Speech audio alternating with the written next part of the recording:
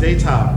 I thought I'd put together a quick little series of the most commonly asked questions that I get asked by my customers here at the car wash, and hopefully that helps you a little bit in working out what you need to do and what you want to do to keep your car looking great. So what we're going to watch here today is a clip that I've put together about a very standard car. Now if you have a look on this car as I rub it, it's got that little bit of white to it that's quite flat. So in order to find out when we want to polish, first we need to clean it. So we'll give it a rinse, we'll give this car a sponge down, and that will get all of the dirt off it. And then the way the water looks after we wash it really decides as to whether or not it needs to be polished or not.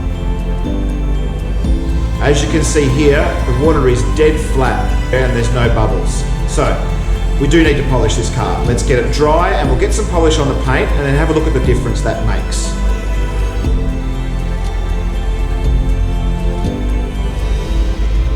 So you've got your polish on the car, wipe it off with the microfiber, and then it's back to the hose, get some water on there and see the difference that little bit of polish has made on top of your paint.